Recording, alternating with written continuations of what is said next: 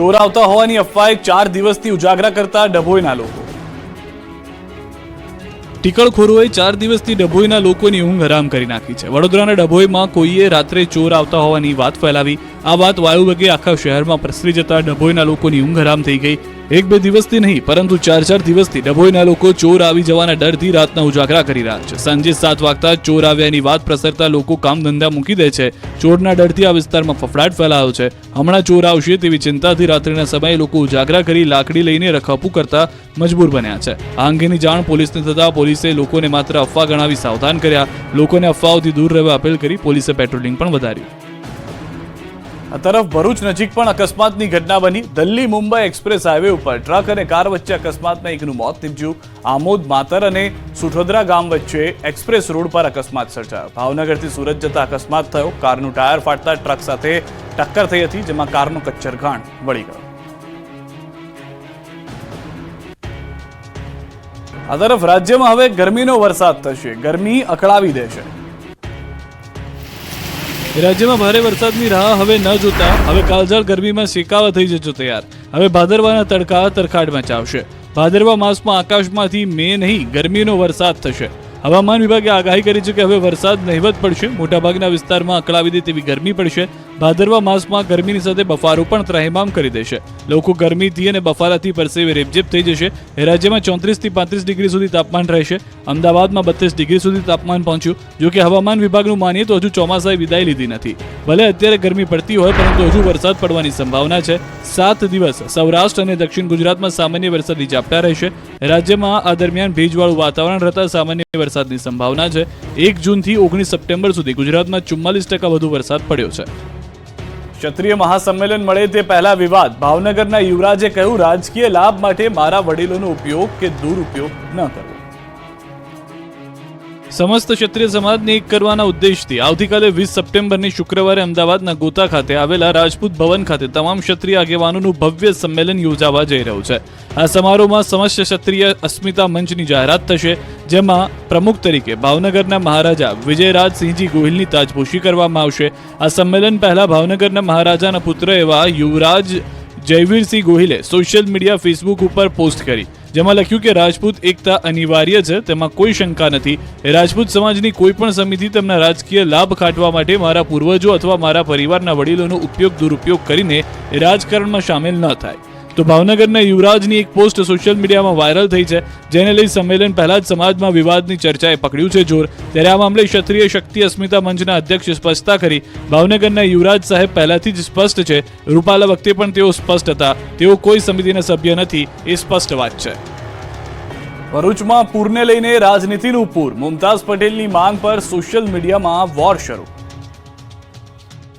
ભરૂચ જિલ્લામાં અતિભારે વરસાદને કારણે અનેક લોકોને લાખોનું નુકસાન થયું. ખેડૂતોના ખેતી પાકને પણ વ્યાપક પ્રમાણમાં નુકસાન પહોંચ્યું. ત્યારે આ મામલે કોંગ્રેસના મહિલા આગેવાન મુમતાઝ પટેલે રાજ્યના મુખ્યમંત્રી ભૂપેન્દ્ર પટેલ તેમજ ભરૂચ કલેક્ટર તુષાર સુમેરાને પત્ર લખ્યો. અતિવૃષ્ટિના કારણે થયેલ નુકસાનીનો સર્વે કરાવી તાત્કાલિક સહાય ચૂકવવાની માંગ કરી, જેને લઈ રાજનીતિનું પૂર આવી ગયું. ભાજપ કોંગ્રેસ નેતા મુમતાઝ પટેલના પત્રને લઈને પલટવાર કરી રહ્યું છે. મુમતાઝ પટેલ અને ભૂષણ ભટ્ટ વચ્ચે સોશિયલ મીડિયા પર જંગ છેડાઈ ગઈ. મુમતાઝ પટેલની માંગ પર ભાજપના પૂર્વ ધારાસભ્ય ભૂષણ ભટ્ટે ટ્વીટ કર્યું કે આનંદ થયો, પત્ર લખ્યો, સારી વાત છે, પણ દિલ્હીના ઘરે બેસી પત્ર લખ્યો તે દુઃખદ છે. તેમણે સવાલ કર્યો કે આફત આવી ત્યારે આપ ક્યાં હતા? પ્રવાસી નહીં પણ નિવાસી બનો તેવી અપીલ છે. શિનોર તાલુકા પંચાયતમાં ભાજપમાં જૂથવાદ સપાટી પર આવ્યો. વડોદરાની શિનોર તાલુકા પંચાયતમાં ભાજપમાં જૂથવાદ સપાટી પર આવ્યો છે. એમએલએ અક્ષય પટેલ અને જિલ્લા પ્રમુખ સતીશ પટેલ જૂથ આમને સામને આવી ગયા છે. તાલુકા પંચાયતના પ્રમુખ અર્ચના પટેલ સામે 8 સભ્યોએ અવિશ્વાસ પ્રસ્તાવ મૂક્યો. અક્ષય પટેલ જૂથના 4 સભ્ય, કોંગ્રેસના 3 અને 1 અપક્ષ સભ્યએ પ્રસ્તાવ મૂક્યો. જોકે નિયમ મુજબ અવિશ્વાસ પ્રસ્તાવ ન મળતા શિનોર ટીડીઓએ તેને ફગાવી દીધો. પ્રસ્તાવ સામે કોઈ કાર્યવાહી નહીં થાય ત્યારે બળવો કરનાર ભાજપના 4 સભ્યો સામે પક્ષ કાર્યવાહી કરશે તેવી માહિતી મળી રહી છે. હાલ શિનોર તાલુકા પંચાયતમાં ભાજપનું બોર્ડ છે. કુલ 16 સભ્યોમાંથી ભાજપના 11, કોંગ્રેસના 3 અને 1 અપક્ષના છે. અગાઉ 2.5 વર્ષની ટર્મ પૂર્ણ થતા અક્ષય પટેલ જૂથના પ્રિય પટેલે મેન્ડેટની વિરુદ્ધમાં જઈને ફોર્મ ભર્યું હતું. જોકે રાજકીય ડ્રામા બાદ મેન્ડેટવાળા ઉમેદવારને બિનહરીફ વધાવી લેવાયા હતા. હાલ તો એમએલએ જિલ્લા પ્રમુખ વચ્ચેના જૂથવાદનો મુદ્દો ટોક ઓફ ધ ટાઉન બન્યો. અંબાજીમાં શ્રદ્ધાળુઓની સંખ્યા સાથે દાનમાં પણ ઘટાડો. 25 લાખનો મોહનથાળ વધી પડ્યો. ભાદરવી પૂનમનો મહાકુંભ સમાન મેળો તો પૂર્ણ થઈ ગયો. નિર્વિઘ્ને અંબાજીનો ભાદરવી પૂનમનો મેળો પૂર્ણ તો થયો. 7 દિવસ પ્રવાસીઓનું ઘોડાપુર જોવા મળ્યું. લાખોની સંખ્યામાં ભક્તોએ માના ચરણોમાં શીશ ઝુકાવીને આશીર્વાદ લીધા. પરંતુ આ વર્ષે એવી વાત સામે આવી છે કે ગત વર્ષની સરખામણીએ યાત્રિકોની સંખ્યામાં મોટો ઘટાડો નોંધાયો છે. ગત વર્ષ કરતાં આ વર્ષે અંદાજિત 15 લાખ જેટલા યાત્રિકો ઘટ્યા છે.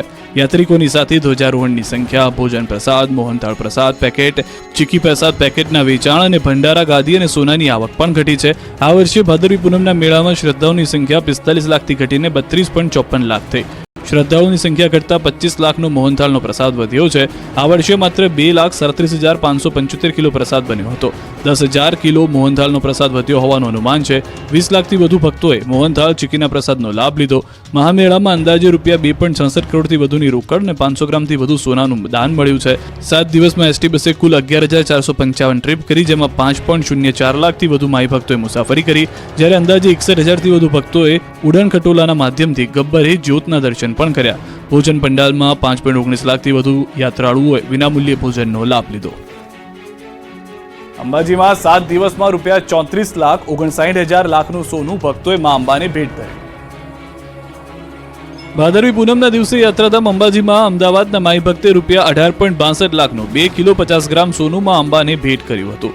જો કે તેમણે નામ ગુપ્ત રાખ્યું. ભાદરવી પૂનમના મેળા દરમિયાન છેલ્લા 25 વર્ષથી અમદાવાદના એક માઈ ભક્ત પૂનમના અચૂક માતાજીના દર્શને આવે છે અને મા અંબાના દર્શન કરી માના શ્રીચરણમાં સુવર્ણની ભેટ ધરી રહ્યા છે.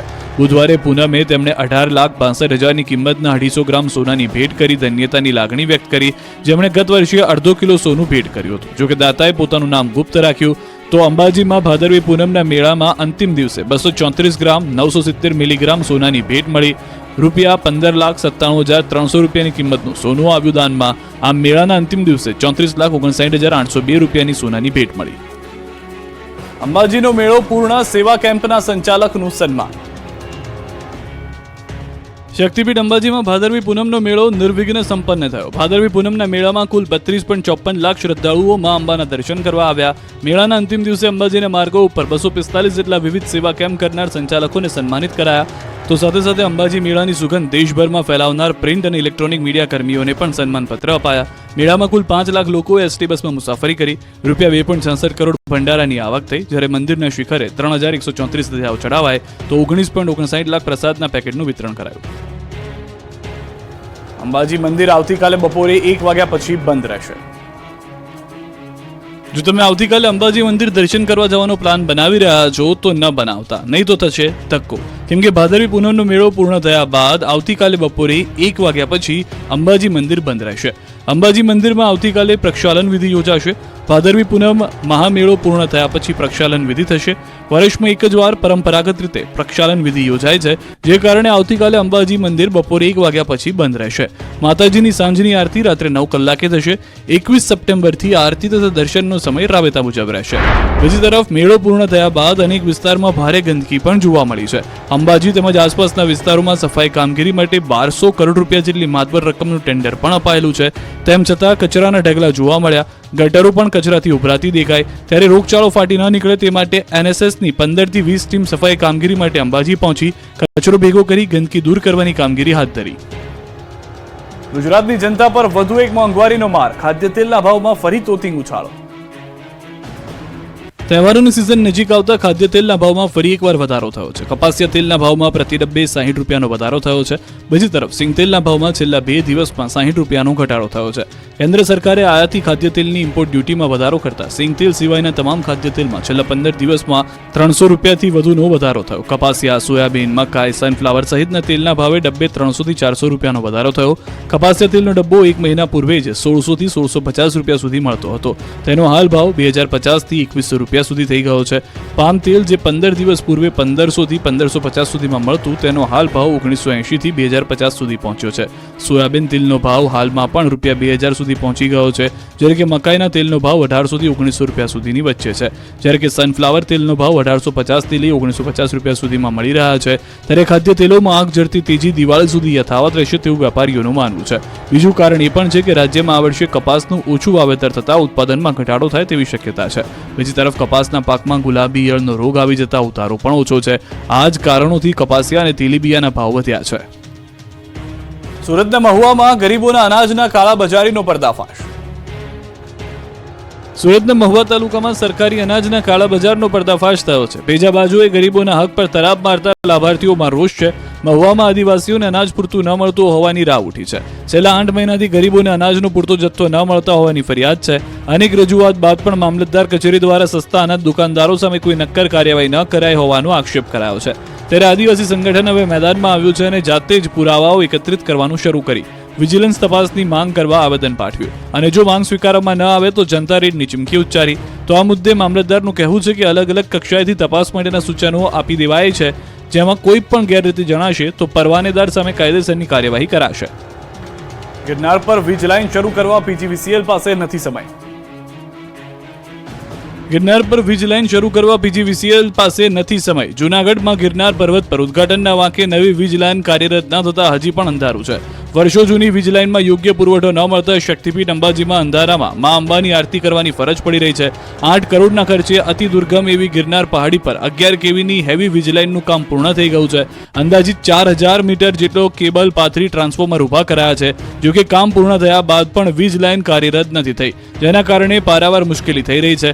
અંબાજી મંદિરમાં હજારો ભક્તો દર્શનાર્થે આવે છે. એવામાં વીજળી વગર યાત્રિકો માટે પીવાનું પાણી ભરવામાં પણ મુશ્કેલી થાય છે. ત્યારે ગિરનાર પર પૂરતો વીજ પુરવઠો આપવા સાધુ સંતોમાં માંગ ઉઠી છે. આ મામલે પીજીવીસીએલના અધિકારીનું કહેવું છે કે વન વિભાગની આખરી મંજૂરી બાકી છે, જે મળતા જ વીજ પુરવઠાની કામગીરી શરૂ કરી દેવાશે. રોડ બિસ્માર થતા ધોળકા હાઈવે જામ થઈ ગયો. જો તમે ધોળકા બાજુ જવાના હો તો ટાળજો. ભારે વરસાદ બાદ રાજ્યભરના રસ્તાઓની હાલત ખસ્તા થઈ ગઈ છે. ત્યારે ધોળકા વાયા ચિયાડા ગામનો રોડ તો અત્યંત ખરાબ થઈ ગયો છે. વરસાદના વિરામને 10-15 દિવસ પણ રોડ પર પાણી ભરાઈ ગયા છે. આખો રોડ પોલો થઈ ગયો છે. ત્યારે ધોળકા વાયા ચિયાડા ગામથી બાવળા રોડ પર મસમોટા ટ્રક પસાર થઈ રહ્યા હતા. ત્યારે રોડ પોલો થઈ જતા રોડની વચ્ચોવચ લોકો ફસાયા હતા. રોડ જમીનમાં ખૂંચી જતા રોડ બ્લોક થઈ ગયો હતો. બંને બાજુ ટ્રાફિક જામ થયો. બાઇક ચાલકો જીવના જોખમે બાઇક કાઢતા નજરે પડ્યા. 3 વાહનો એકસાથે રોડ પર ફસાતા રોડ પર ચાલવું પણ મુશ્કેલ બન્યું. રોડ બ્લોક થતા સેંકડો મુસાફરો પરેશાન થયા. રોડ બ્લોક થતા ગ્રામ્ય વિસ્તારના લોકો ધોળકા અને બાવળા તરફ જવા પરેશાની વધી ગઈ છે. ગુજરાતમાં 2 ઓક્ટોબરથી કોરી ઉદ્યોગકારો હડતાલ કરશે. ગુજરાતમાં 2 ઓક્ટોબરથી કોરી ઉદ્યોગકારો હડતાલ કરશે. રાજ્યમાં 5000 કરોડનું ટર્નઓવર ઠપ થશે. અરવલ્લી, ખેડા સહિત ગુજરાતની 1200 કોરીઓ હડતાલમાં જોડાશે, તો અન્ય 2800 લીઝ ધારકો પણ હડતાલમાં જોડાશે.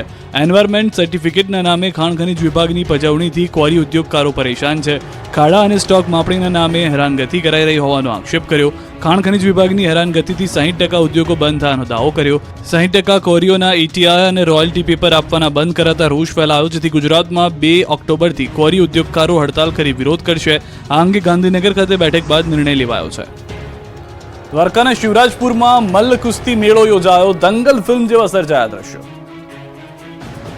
દેવભૂમિ દ્વારકામાં શિવરાજપુર બીચ પર જોવા મળ્યા દંગલ ફિલ્મ જેવા દ્રશ્યો. દેવભૂમિ દ્વારકાના શિવરાજપુર ગામે કોમી એકતા સ્વરૂપ જાકુમ-બચા દાદાના ઉર્ષ નિમિત્તે દર વર્ષની માફક મલ્લકુસ્તી જૂનવાણી ઢબે યોજાતી હોય છે. 500 વર્ષથી યોજાતા મેળામાં મોટી સંખ્યામાં લોકો જોડાયા. યુવાને કુસ્તીના મેદાનમાં ઉતરીને પોતાની શક્તિનો પરિચય બતાવ્યો. એક ચડિયાતા દાવ થકી વિરોધીઓને પસ્ત કરીને લોકોનો ઉત્સાહ વધાર્યો. દૂર દૂરથી અહીં મલ્લકુસ્તીબાજો કુસ્તી લડવા આવ્યા હતા. 200 જેટલા કુસ્તીબાજોએ પોતાની શક્તિનું પ્રદર્શન કર્યું, કૌવત બતાવ્યું. સ્પર્ધામાં પ્રથમ, દ્વિતીય અને તૃતીય આવનાર કુસ્તીબાજોને ટ્રોફી, પ્રમાણપત્ર અને રોકડ પુરસ્કાર આપવામાં આવ્યા. શિવરાજપુર વાડી વિસ્તારમાં જાકુપીર ડાલાની દરગાહ આ મલ્લ કુસ્તી મેળાનું ભવ્ય આયોજન કરવામાં આવ્યું હતું.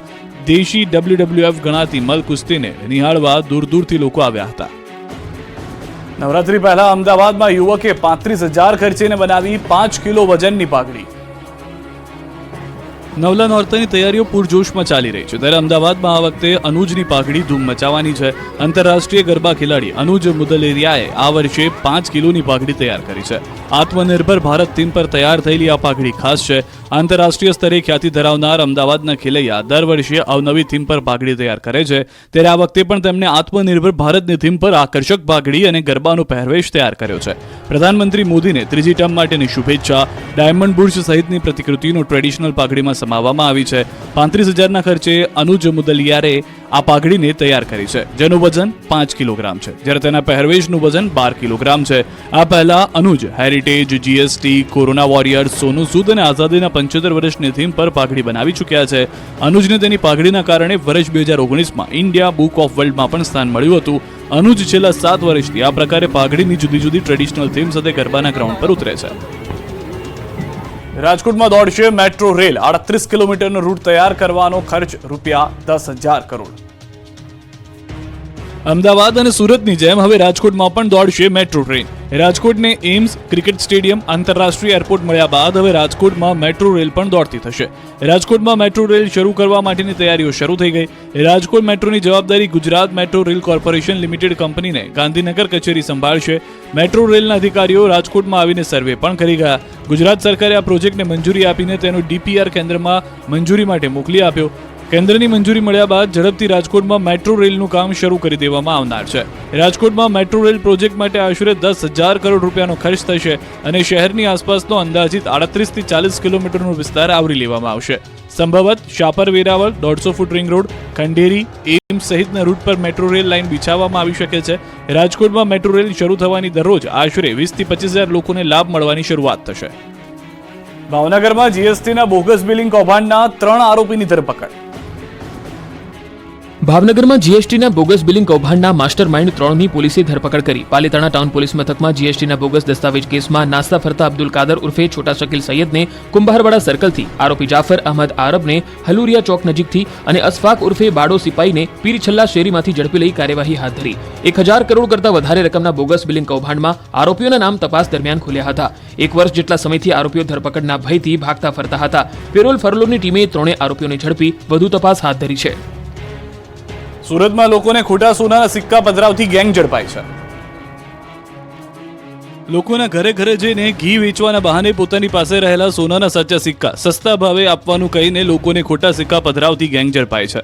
સુરતના લોકો સાથે લાખો રૂપિયાની છેતરપિંડી કરનાર ગેંગની 3 મહિલા સહિત કુલ 4 લોકોની સુરતની ઈચ્છાપુર પોલીસ દ્વારા ધરપકડ કરવામાં આવી અને 2 ગુનાનો ભેદ ઉકેલવામાં આવ્યો. આ ગેંગ પાસેથી 1 રિક્ષા અને ₹1 લાખ રોકડનો મુદ્દામાલ જપ્ત કરવામાં આવ્યો. તપાસમાં ખુલાસો થયો છે કે બપોરના સમયે 2:30 થી 3 વાગ્યા આસપાસ 3 મહિલાઓ ઘી વેચવાના બહાને જતી સોનાના જૂના જમાનાના સિક્કા સસ્તા ભાવે આપે છે તેવું કહીને લોકોને લાલચ આપતા સોનાના 550 ગ્રામના સિક્કાના નામે 14,50,000 પડાવી લીધા. સાથે સાથે અન્ય વ્યક્તિને પણ ₹3 લાખ ખોટા સિક્કા આપીને તેમની સાથે પણ છેતરપિંડી કરવામાં આવી હતી. કુલ ₹17,50,000 રૂપિયાની છેતરપિંડી થઈ હોવાનું ખુલ્યું. વડોદરાથી સમાચાર. સામાન્ય સભા દરમિયાન એસીમાં આગ લાગી છે. એસીમાં શોર્ટ સર્કિટથી લાગી છે આગ. ચાલુ સભાએ આગ લાગતા દોડધામ મચી ગઈ. ફાયર વિભાગે આગ પર કાબુ મેળવી લીધો. મનપાની ફાયર એક્ઝિક્યુટર બોટલ કામ ન આવી તે પણ એક મહત્વની વાત છે.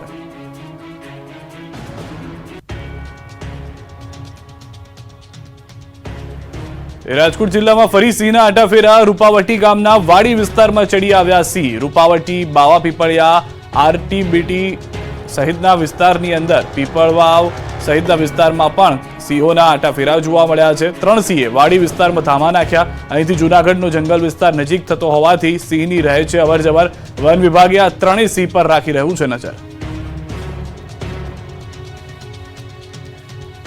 બનાસકાંઠા ટ્રાફિક પોલીસને ચેલેન્જ ફેંકતો એક વિડીયો હાલ વાયરલ થઈ રહ્યો છે. હાઈવે પર જીવના જોખમે પ્રવાસ કરાવતા ખાનગી વાહન ચાલકનો વિડીયો વાયરલ થયો છે. વિડીયો થરાદ સાંચોર હાઈવે પરનો છે. વિડીયોમાં સાફ જોઈ શકાય છે કે ખાનગી જીપ જેની ક્ષમતા કરતાં પણ વધુ પ્રવાસીઓને બેસાડાય છે. એટલું જ નહીં, જોખમી રીતે જીપની ઉપર અને જીપની પાછળ લટકીને મુસાફરોને પ્રવાસ કરાવાઈ રહ્યો છે. જિલ્લાના સરહદી વિસ્તારમાં આવા દ્રશ્યો જોવા મળી રહ્યા છે. અહીં સવાલ એ થાય છે કે શું થરાદ ટ્રાફિક પોલીસને આ દ્રશ્યો જોવાતા નથી? શું ટ્રાફિક પોલીસ કોઈ દુર્ઘટનાની રાહ જોઈ રહી છે? આખરે ખાનગી વાહન ચાલકોને કાયદાનો કેમ ડર રહ્યો નથી?